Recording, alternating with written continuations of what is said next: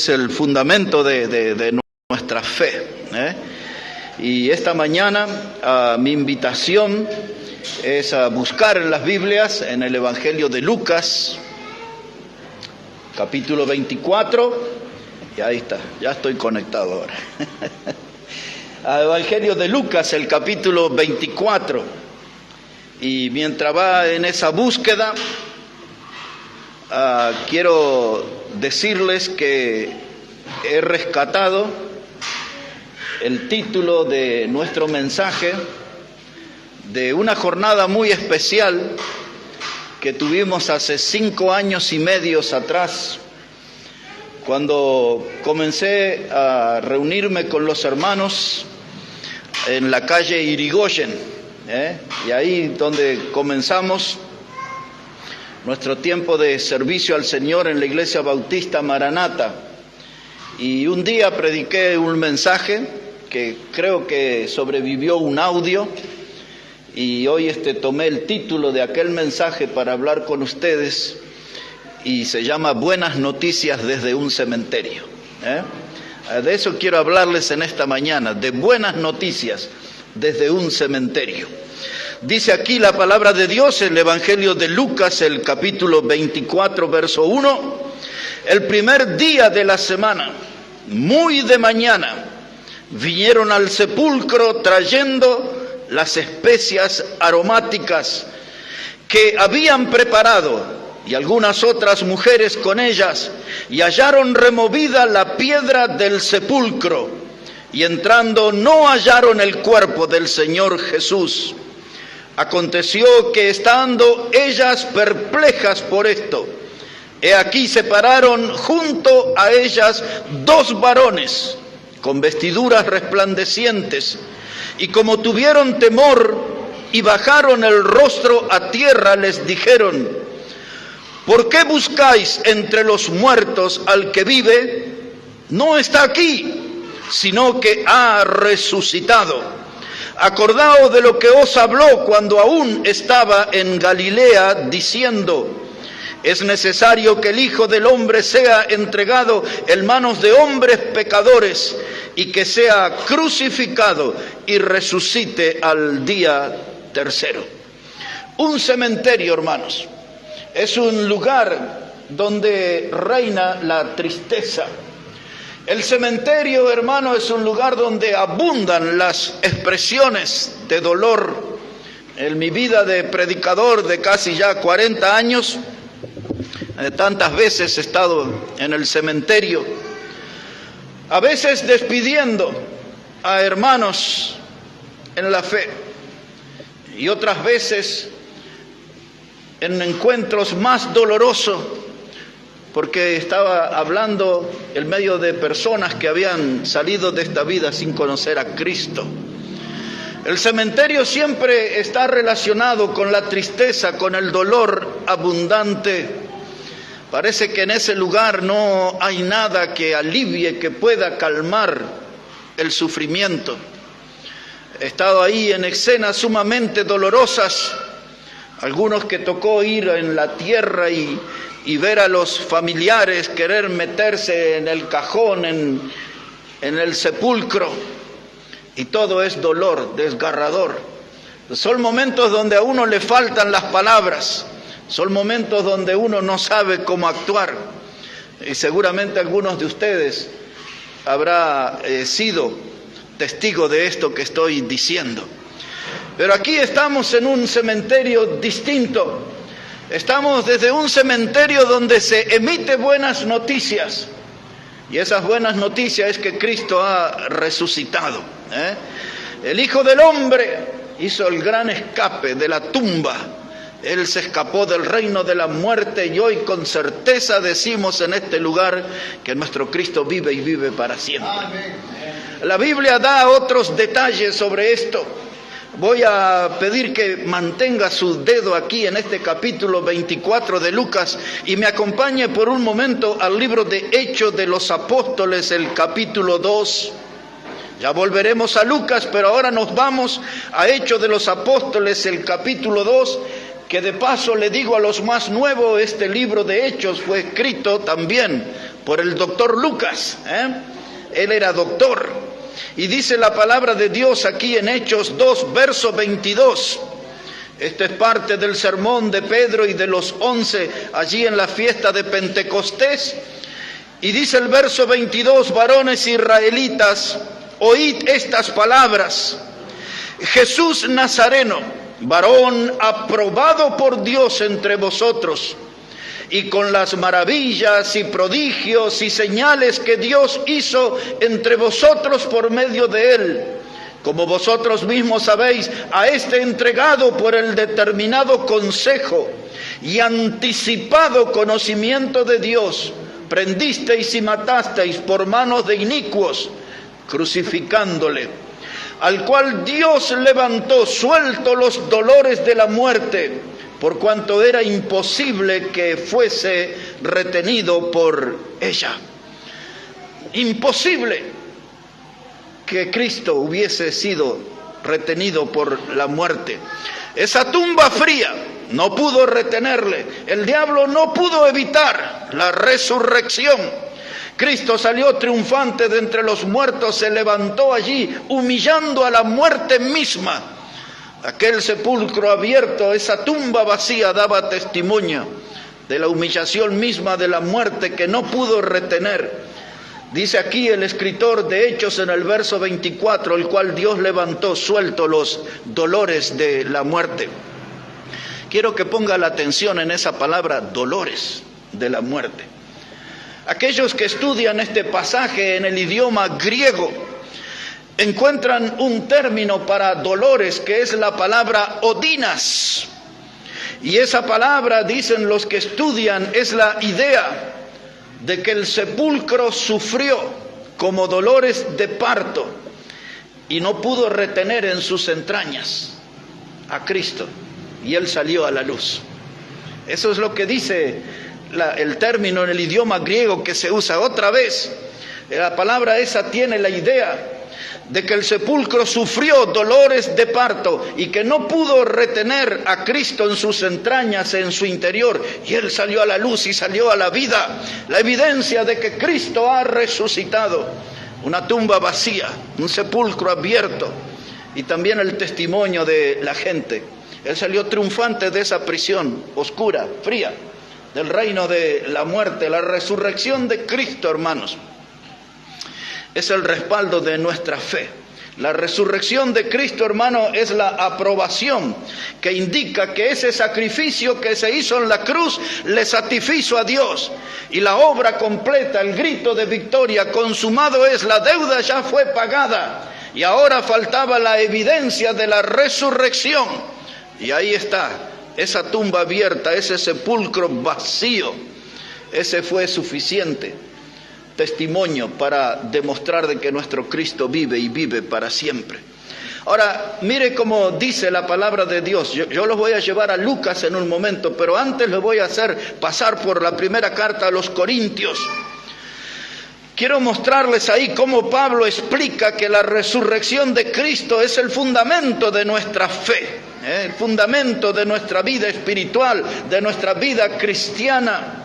Así lo explica Pablo en 1 de Corintios, el capítulo 15 y el versículo 14. Lo leeré de manera lenta porque a veces parece como un trabalengua, pero está bien clara la escritura aquí. 1 de Corintios entonces, capítulo 15, verso 14. Dice el apóstol Pablo: y si Cristo no resucitó, vana es entonces nuestra predicación y vana también es nuestra fe. Por eso les dije que la resurrección de Cristo es la base de nuestra fe, es la base de nuestra creencia, es el motivo de nuestra vida cristiana, porque si Cristo no hubiese resucitado, entonces vana es nuestra fe. Entonces mire cómo sigue explicando Pablo, verso 15. Y somos hallados falsos testigos de Dios. Claro, porque si decimos que resucitó y si no lo logró, somos falsos testigos. Pero Cristo resucitó, y dice Pablo, somos hallados falsos testigos de Dios, porque hemos testificado de Dios que Él resucitó a Cristo, al cual no resucitó, si en verdad es que los muertos no resucitan. Porque si los muertos no resucitan, tampoco Cristo resucitó. Y si Cristo no resucitó, vana es vuestra fe, y aún estáis en vuestros pecados. Entonces también los que durmieron en Cristo perecieron. Y si en esta vida solamente esperamos en Cristo, somos los más dignos de conmiseración de todos los hombres. Les dije, parecía un trabalengua, pero lo que Pablo está diciendo aquí en síntesis, que la resurrección de Cristo es la demostración de nuestro fundamento, de nuestra fe, de nuestra vida cristiana. Dice, si Cristo no hubiese resucitado, entonces vana nuestra fe, es inútil, no tiene sentido creer en Él si no resucitó. Y agrega Pablo, dice, y si Cristo no resucitó, entonces también es vana nuestra predicación. ¿Qué es lo que estamos diciendo entonces? Entonces, si Cristo no resucitó, como algunos creen, dice Pablo, entonces todos los que murieron en Él también perecieron, nunca van a resucitar.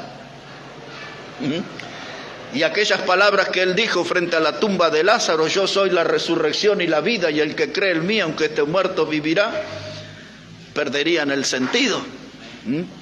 Entonces Pablo está aquí defendiendo la resurrección de Cristo.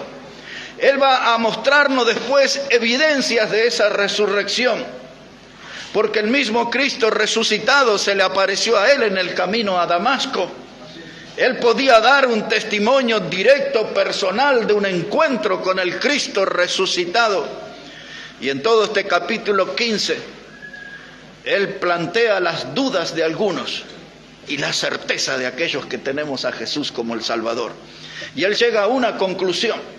Observe aquí en este capítulo 15, dice la palabra de Dios, capítulo 15, versos 55, 54 y 55.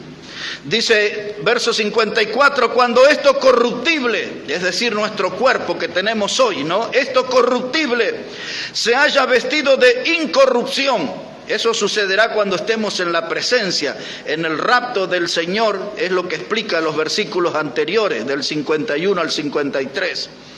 Esto corruptible se haya vestido de incorrupción y esto mortal se haya vestido de inmortalidad. Entonces se cumplirá la palabra que está escrita, sorbida es la muerte en victoria. ¿Dónde está, oh muerte, tu aguijón? ¿Dónde, oh sepulcro, tu victoria? Ya que el aguijón de la muerte es el pecado y el poder del pecado la ley. Dice él, la muerte de Cristo y la resurrección de Cristo lograron que la muerte fuera sorbida en victoria. O sea, se tragó la muerte. Tiene que leer también Hebreos capítulo 2 y verso 14, cuando habla de la muerte del Señor Jesucristo y el día que la muerte venció a la muerte. A través de la muerte Jesús venció a la muerte. Y ahora Pablo lo dice, sorbida es la muerte en victoria. Y ahora Pablo explica, dice, ¿dónde está, muerte, tu aguijón? El veneno mortal del pecado que has inyectado en cada ser humano desde Adán y Eva hasta nuestros días. ¿Dónde está, oh muerte, la ponzoña, el veneno del pecado? ¿Dónde está, sepulcro, tu victoria? Porque no podrás retener a aquellos que han partido creyendo en Jesús, porque cuando la trompeta suene y Él venga, se abrirán los sepulcros, los muertos en Cristo resucitarán primero, dice la Escritura. ¿Dónde está, sepulcro, tu victoria? Una humillación a través de la resurrección de Cristo, una humillación a la muerte, al diablo y al pecado. Y ahora volvemos a Lucas, el capítulo 24. Observe lo que dice la palabra de Dios allí, porque ahora vamos a empezar a ver las evidencias de estar frente a una tumba vacía. Ese va a ser nuestro primer peldaño. Son 3 nada más. Primer peldaño en nuestra escalera, la evidencia de una tumba vacía. Dice Lucas, el capítulo 24, versículo 2. Cuando llegaron las mujeres, hallaron removida la piedra del sepulcro y entrando no hallaron el cuerpo del Señor Jesús. Ahí está la primera evidencia de su resurrección. Aquellas mujeres llegaron temprano en la mañana del primer día de la semana y encontraron allí la piedra removida. Hermanos, se necesitaba mucha gente, pero mucha gente para remover aquella piedra pesada. La guardia de los romanos, que ya nos vamos a ocupar de eso en unos minutos, no estaba allí. El poder de Dios había abierto esa tumba. Un ángel del Señor vino y corrió la piedra, y las mujeres pudieron ver con sus propios ojos. Ellas fueron testigos de que la tumba estaba vacía, el sepulcro estaba vacía, la piedra estaba corrida. No hallaron el cuerpo del Señor Jesús. El segundo testimonio que tenemos aquí en Lucas 24 y el verso 6, dice la palabra de Dios: no está aquí, sino que ha resucitado. Acordaos de lo que os habló cuando aún estaba en Galilea. Ahí ellas habían encontrado con esos dos varones con vestiduras resplandecientes, dicen los versículos anteriores, y ellos le dieron la voz y le hicieron refrescar la memoria a aquellas mujeres. Él no está aquí, Él ha resucitado. Le dijeron: ¿por qué estáis buscando entre los muertos al que vive? Estos estaban transmitiendo doctrina pura, la doctrina de la resurrección corporal del Señor Jesucristo. A nosotros no somos como algunas sectas que dicen que resucitó espiritualmente y que su cuerpo se disolvió en gases en el universo. Nosotros creemos lo que dice la Escritura: Cristo resucitó corporalmente. Y aquí estos varones de vestidura resplandeciente le estaban recordando esta doctrina a las mujeres, la resurrección corporal del Señor Jesucristo. Y ahora aquí en Lucas 24, versículo 12, dice la palabra de Dios. Podemos leer versículo 11 también. Dice: más a ellos, porque las mujeres le contaron a los apóstoles que la tumba estaba abierta, que Cristo había resucitado. Dice verso 11: más a ellos les parecía una locura las palabras de ellas, y no las creían. Pero levantándose Pedro corrió al sepulcro, y cuando miró dentro vio los lienzos solos, y se fue a casa maravillándose de lo que había sucedido. Ahora Pedro también recuperó la memoria de aquellas promesas del Señor, que Él iba a resucitar al tercer día. Era necesario que el Hijo del Hombre padeciese y que al tercer día sea resucitado. Pedro corrió hacia el sepulcro. Dice el Evangelio de Juan, agrega que Juan también iba junto con Pedro en esa visita al sepulcro. Dice Juan, el capítulo 20, versículo 3 al 8, dice que Juan corrió junto con Pedro, llegaron al sepulcro y vieron allí el sepulcro vacío. El Señor había resucitado y los lienzos estaban allí enrollados, puestos bien en orden. Me gustaba oír a un predicador bautista. Ya está él con el Señor hace mucho tiempo, pero como hace unos 25 años atrás predicaba acerca de esto, y él dice: el Señor estuvo allí 3 días en una tumba que era como en un hotel 5 estrellas. Estuvo cómodamente. El tercer día despertó, se desperezó, acomodó los lienzos, la piedra se corrió y él salió a la vida otra vez. Aquello fue como un pasaje temporario de pocas horas allí en un sepulcro. Pero hoy nosotros somos convocados en este lugar con la certeza de que nuestro Cristo vive y vive para siempre. Que la obra que hizo en la cruz del Calvario a nuestro favor fue perfecta, fue completa.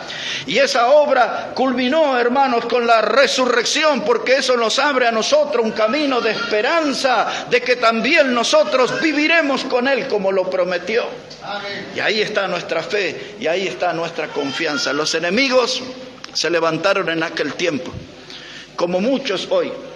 Hace quizás 2, 3 domingos teniendo una conversación con una persona, él me dijo que tenía mucho respeto por mi creencia, pero dice: yo pienso que Cristo es un mito, dijo él. Es un invento, es una fabricación humana. Y él decía: yo creo que Él ni siquiera existió. Y yo le dije: ¿no le llama a usted la atención que el mundo que nosotros vivimos se habla antes de Cristo y después de Cristo? ¿No le llama a usted la atención que tenemos precisiones de que Él ha nacido en un pesebre, donde ha vivido, en el ambiente donde se ha desarrollado? No solamente la Biblia es nuestra fuente de información, tenemos muchas fuentes históricas, como la de el afamado escritor judío Flavio Josefo, que era contemporáneo, y él vio al Señor Jesucristo en los días de su ministerio, y todo aquello quedó documentado, y tanta es la gente que da testimonio, y usted me quiere decir que eso es un mito, es una fabricación humana, es una leyenda. Tenemos certezas de la vida de Cristo, tenemos certezas de su nacimiento, de su estilo de vida, tenemos certeza de su obra de redención en la cruz del Calvario, y hoy estamos ante la evidencia de su resurrección. Yo no tengo ninguna duda, esa persona y otras como él ya creían en aquel tiempo eso, que aquello era un invento, lo de la resurrección. Mucha gente fue sobornada, mucha gente fue sometida a presión para que hicieran correr la mentira que él no había resucitado. Un ejemplo de eso se lo daré citando el Evangelio de Mateo. Si puede ir conmigo un momento allí, al Evangelio de Mateo, el capítulo 28, versículo 11 en adelante, va a encontrar algunas personas que intentaban apagar la noticia de la resurrección del Señor Jesucristo. Y aquí también está la evidencia del método que utilizaron para tratar de creer a la gente que Él no había resucitado. Mire lo que dice la palabra de Dios aquí. Evangelio de Mateo, les dije, el capítulo 28, versículo 11. Dice la palabra: mientras ellas iban, he aquí unos de la guardia fueron a la ciudad y dieron aviso a los principales sacerdotes de todas las cosas que habían acontecido. Que eran todas las cosas, que Cristo había resucitado. Esa es la noticia que llevaron. Versículo 12. Y reunido con los ancianos y habido consejo, dieron mucho dinero a los soldados, diciendo: decid vosotros, sus discípulos vinieron de noche y lo hurtaron, estando nosotros dormidos. Escuche esa palabra, dormidos. Y si esto lo oyere el gobernador, nosotros le persuadiremos y os pondremos a salvo. Y ellos, tomando el dinero, hicieron como se les había instruido. Y este dicho se ha divulgado entre los judíos hasta el día de hoy. Así que ahí empieza a conocer usted el origen de aquella mentira, de gente que fue sobornada para salir a decir que Cristo no había resucitado. Los líderes religiosos no iban a tener cara para presentarse ante la gente, porque todos se habían escuchado al Señor predicar en diferentes lugares que Él iba a resucitar. Estaban ahora ante una verdad innegable: Cristo había resucitado. Vinieron los soldados. La guardia que tenía el sepulcro podía ser de un mínimo de 4 a 16 soldados. Y ellos dicen: digan ustedes que se han dormido. Y dicen: nosotros vamos a hablar con los gobernadores para ponerlos a salvo, porque cuando un soldado romano se dormía, lo mataban. Por eso le dijeron ellos: tomen, aquí está la plata, no se preocupen por su vida, vamos a hablar con los líderes aquí, los vamos a poner a salvo. ¿Y quién estaba detrás de todo ese argumento? El diablo. El diablo les estaba dando letras, instrucciones de cómo divulgar una mentira, de que Cristo no había resucitado. Ahora mire, hermano, cuando un soldado se dormía en la guardia, ese moría.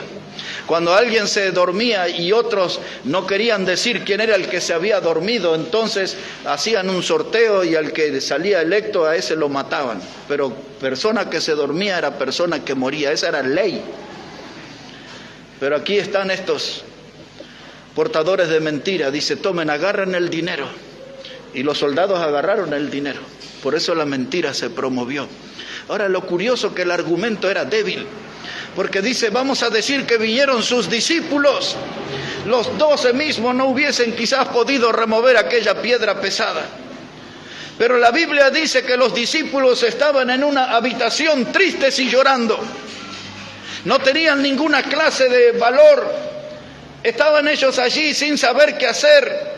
Se habían olvidado de las enseñanzas que durante 3 años Jesús les había dado, que Él iba a resucitar.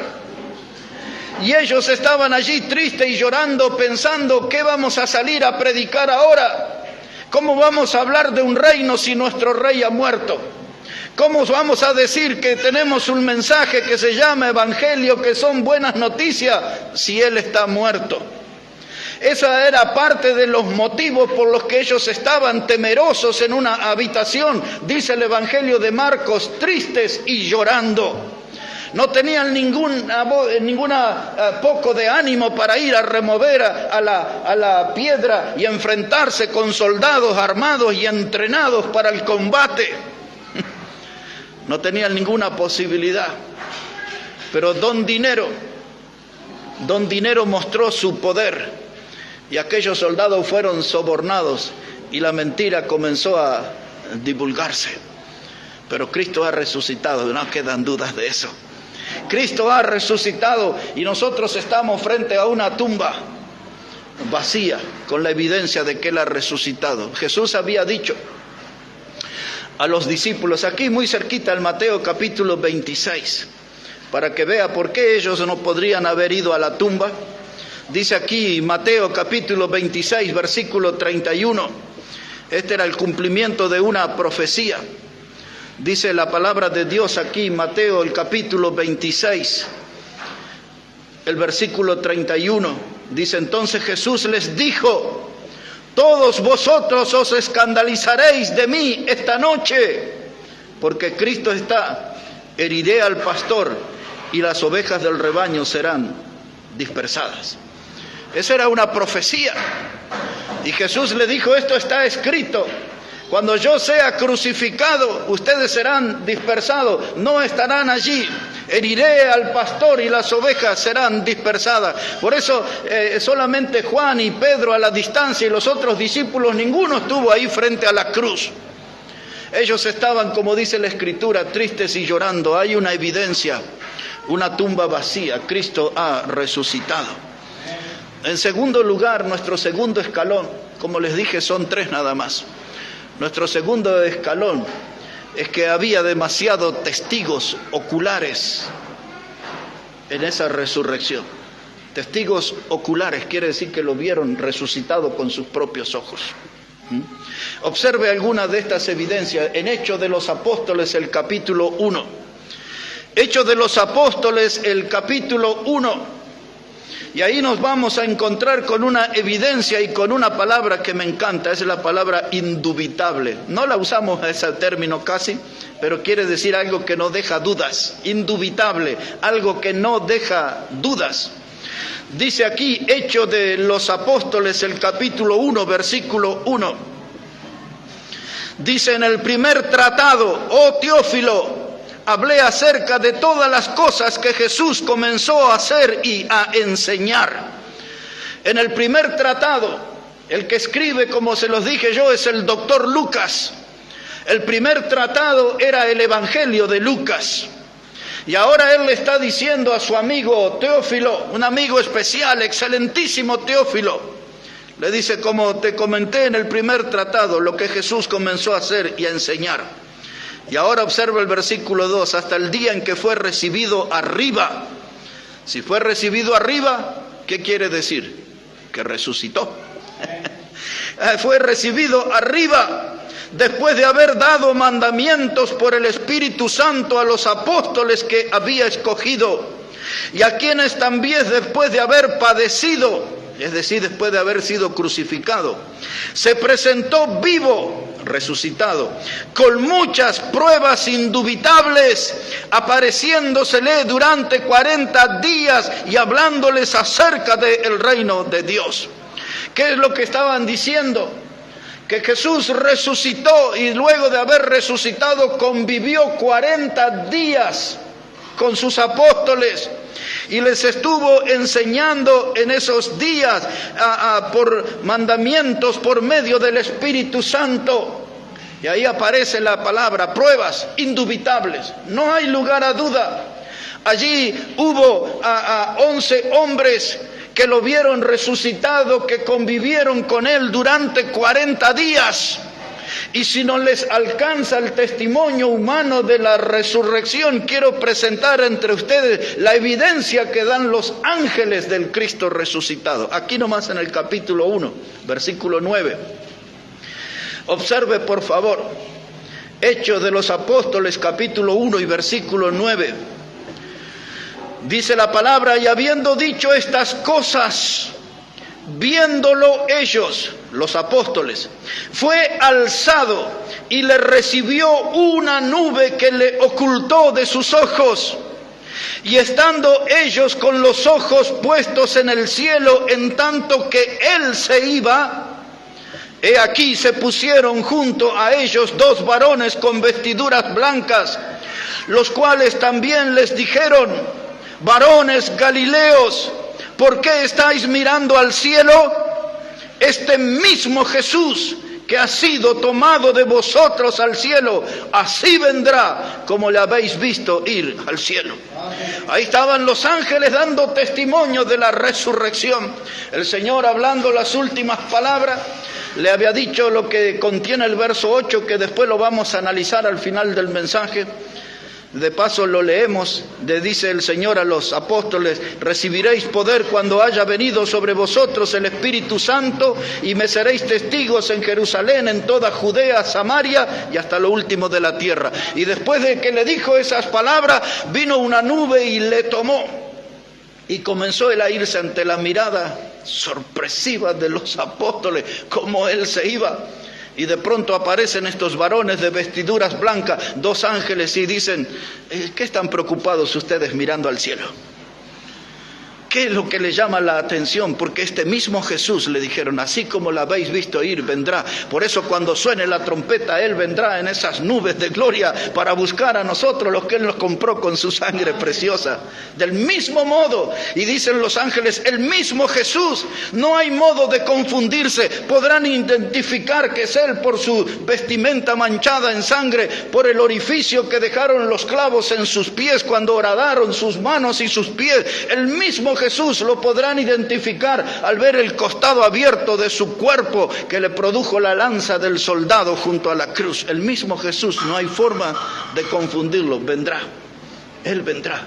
Cristo ha resucitado y aquí estamos nosotros en esa esperanza de resucitar y vivir con Él toda una eternidad tal cual lo ha prometido. Las palabras del Señor, como dice uno de nuestros himnos, son grandes y son fieles. Grandes y fieles, todas las promesas que el Señor Jesús ha hecho. Y Él dijo que iba a la casa del Padre para hacer mansiones, dice Él, y vendré otra vez, y vendré otra vez. Cristo vendrá, el Cristo resucitado, el que pasó con la cruz ocupando nuestro lugar. Él vendrá. Y ahora quiero llevarles otra vez a la primera carta de Corintios, pero en los primeros versículos. Capítulo 15, primera de Corintios, el capítulo 15. Estamos presentando aquí a los testigos oculares de la resurrección de Cristo. Los apóstoles le vieron resucitado, convivieron con Él 40 días. Los ángeles dieron testimonio de que Él había resucitado y agregaron la promesa de que Él vendrá otra vez. Y ahora observe lo que es el testimonio aquí en Primera de Corintios, capítulo 15, verso 1 en adelante. Dice la palabra de Dios aquí, Primera de Corintios 15, 1, dice: además os declaro, hermanos, el evangelio que os he predicado, el cual también recibisteis, en el cual perseveráis, por el cual asimismo, si retenéis la palabra que os he predicado, sois salvos, y si no creísteis, en vano. Porque primeramente os he enseñado lo que asimismo recibí, que Cristo murió por nuestros pecados conforme a la Escritura, y que fue sepultado y que resucitó al tercer día, conforme a la Escritura. Resucitó al tercer día. Buenas noticias desde un cementerio. Buenas noticias desde un cementerio. Cristo resucitó. Y ahora observe cómo se fortalece la creencia de la resurrección de Cristo en el texto que sigue. Dice el versículo 5, después que habla que Él resucitó conforme a la Escritura, verso 5 dice: y apareció a Cefas, es decir, a Pedro, y después a los 12. juntos. Y después apareció a más de 500 hermanos a la vez, de los cuales muchos viven aún y otros ya duermen. Más de 500 hermanos le vieron al Cristo resucitado. Y dice Pablo, aquí hay evidencia. Es cierto que algunos ya duermen, ya partieron con Él, pero hay muchos vivos que pueden dar el testimonio de que lo vieron a Cristo resucitado. Cristo resucitado. Amén. Y nosotros por la Escritura podemos ir mucho más allá. Lo hemos predicado hace un par de domingos. Él está sentado como nuestro abogado intercediendo delante del Padre. Ese es el Cristo vivo resucitado. No tenemos ninguna duda, Cristo ha resucitado. Eso debe fortalecer nuestra fe. Eso debe fortalecer nuestra manera de servir al Señor. Esa resurrección de Cristo debe ser una motivación para consagrar nuestra vida al Señor, como cantamos en esta mañana, entregarme todo entero al Señor. No vivir un cristianismo a medias, sino un cristianismo comprometido, porque tenemos un mensaje importante e impactante para darle a este mundo pecador, que Cristo ha muerto conforme a la Escritura, ha sido sepultado y resucitó al tercer día conforme a la Escritura. Si solamente habláramos de su muerte sería una noticia triste, pero nuestros cultos son de alegría porque Él ha resucitado. Hay buenas noticias desde el cementerio. Cristo ha resucitado. Y por último, nuestro tercer escalón hoy es que los apóstoles dieron su vida para poder anunciar ese mensaje de resurrección. Todos ellos murieron de una manera violenta, todos murieron de una manera cruel. Es lo que el versículo 8 que les dije que íbamos a hablar al final, dice el Señor Jesucristo: y me seréis testigo cuando haya venido sobre vosotros el Espíritu Santo. Y seréis testigo, decía, en Judea, Samaria y hasta lo último de la tierra. Amén. Y ese mensaje y ese Cristo vivo sigue avanzando en la historia humana y ha llegado aquí entre nosotros. Amén. Porque hubo hombres y mujeres fieles en el pasado que aún exponiendo sus vidas y aún entregando sus vidas, hicieron que ese mensaje fuera pasando, el mensaje de salvación eterna en Cristo, el glorioso mensaje del Evangelio. Este consiste en Cristo muerto, sepultado y resucitado. Dijo el Señor ahí en Hechos 1:8, dice: y me seréis testigo. Otra vez, aquellos que estudian el idioma griego encuentran la palabra testigo, la palabra martirión, donde tomamos para nuestra lengua la palabra mártir. Todos ellos dieron su vida por este mensaje. La Biblia habla acerca de algunos de ellos, como Jacobo, que fue muerto a espada por Herodes en el libro de Hechos. La Biblia habla de Pedro, que fue crucificado cabeza abajo en una cruz, y el mismo Señor le anticipó su muerte. La Biblia nos habla de Juan el apóstol en la isla de Patmos. Dice que estaba en ese lugar por causa del Evangelio y del Señor Jesucristo. Y allí sabemos por la historia que él fue puesto en unas ollas grandes de aceite hirviendo, y allí fue torturado. Esta gente fueron mártires. Nosotros conocemos, hermanos, acerca de Pablo, que murió en la guillotina. Le cortaron su cabeza. Él le dijo a Timoteo: la hora de mi partida está cercana, yo ya estoy listo para ser sacrificado. Explicando el modo de muerte. Mateo, otro de los seguidores, fue decapitado, le cortaron la cabeza. Santiago el menor fue atravesado por una lluvia de flechas. Tenemos Bartolomé, que le pusieron en una mesa y lo desollaron con cuchillo, lo despedazaron. Todos los que iban a estar en Jerusalén para recibir el Espíritu Santo, todos iban a padecer una muerte violenta, dice el Señor: y me seréis testigos. ¿Testigos de qué? Testigos de que Él murió en la cruz, que fue puesto en la sepultura y resucitó. Ese mensaje ha hecho que esos hombres murieran de una manera tremenda, y ellos no iban a entregar su vida por una mentira. Ellos eran testigos. Por eso ellos decían: los que nuestros ojos vieron tocante al verbo de vida, los que nuestras manos palparon, los que nuestros oídos oyeron. No podemos callar estas verdades. Ellos salieron decididos a predicar, y aquello fue la revolución del Evangelio que impactó al mundo y hoy sigue tocando todavía corazones y sigue salvando vidas en nuestros días. Amén. Cristo ha resucitado, Cristo ha resucitado. Allí tenemos Tomás, otro de sus discípulos, aquel que dudaba. Ese fue alanceado, atravesado por lanzas, y luego su cuerpo fue quemado en la India. Hay tanta documentación de la muerte de cada uno de los apóstoles, y ellos dieron sus vidas para que este mensaje precioso del Evangelio, Cristo muerto, sepultado y resucitado, fuera hacia adelante. Pero quisiera terminar en esta mañana leyendo para ustedes en 2 de Timoteo, el capítulo 2, y así vamos a terminar en esta mañana. 2 de Timoteo, el capítulo 2, y ese va a ser un capítulo muy familiar para muchos de ustedes. En el pasado he predicado aquí sobre el versículo 2, que habla de que nosotros tenemos que aprender a sufrir penalidades como buen soldado de Jesucristo. Algunos de ustedes me han oído predicar aquí sobre el versículo 4, donde dice que ninguno que milita se enreda en los negocios de la vida a fin de agradar a aquel que lo tomó por soldado. Ustedes me han oído predicar aquí como el atleta, el hombre sacrificado, dedicado, comprometido, y el labrador, el hombre sacrificado. Y en el contexto ese están las palabras que quiero compartir con ustedes. Después que Pablo le habla de esforzarse en la gracia en el versículo 1, que le habla de sufrir penalidades como un soldado, que le habla de tener la conducta de un atleta, que le habla a ellos de tener el sacrificio de un labrador, ahora corona esas expresiones con esta palabra antes de pedirle que se comporten como obreros que no tengan que avergonzarse. En el medio de lo primero y del obrero dice estas palabras, versículo 7. Mire lo que le dice Pablo a su discípulo Timoteo. Era un predicador como de 35 años aproximadamente.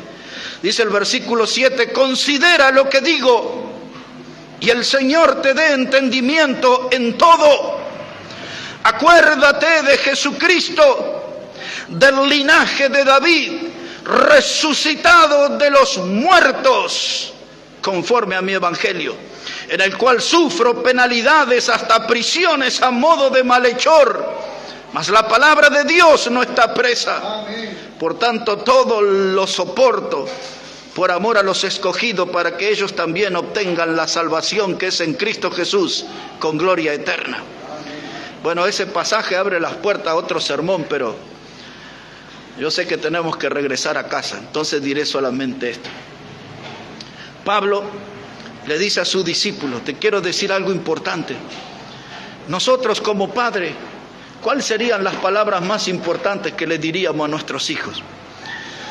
Con la certeza de que un día saldremos de esta vida, de este mundo, ¿cuáles serían las palabras más importantes para nuestros hijos? Pues Timoteo era el hijo espiritual de Pablo y él le dice en el versículo 7, el Señor te dé entendimiento y acuérdate de Jesucristo, no te olvides de Él. Pablo podría haberle dado detalles del nacimiento de Jesús en un pesebre de Belén. Pablo podría haberle dado detalles de los milagros, del sermón del monte, de la multiplicación de los panes, de los peces. Le podría haber dicho muchas cosas, pero Pablo le dice, lo más importante, acuérdate de Jesucristo, que resucitó entre los muertos. Ese era el tema, ese es lo que es el punto de fortaleza. Acuérdate de Jesucristo resucitado de los muertos conforme a mi evangelio.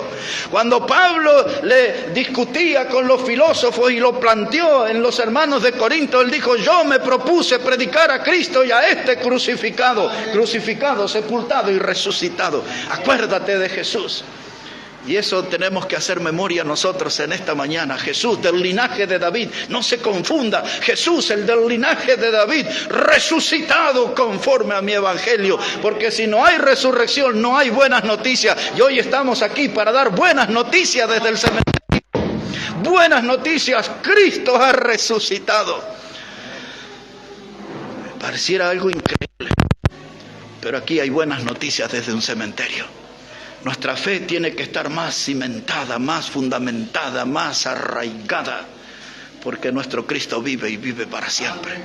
Y Él está a nuestro lado para darnos fuerzas, Él está a nuestro lado para guiarnos a la victoria, Él está a nuestro lado para consolarnos, Él está a nuestro lado para ser nuestro abogado, nuestro intercesor. Ah, qué lindo dice la Biblia, hay un solo Dios y un solo mediador entre Dios y los hombres, Jesucristo hombre. Ese es nuestro Salvador. Él no está trabajando desde una tumba, ya no está allí.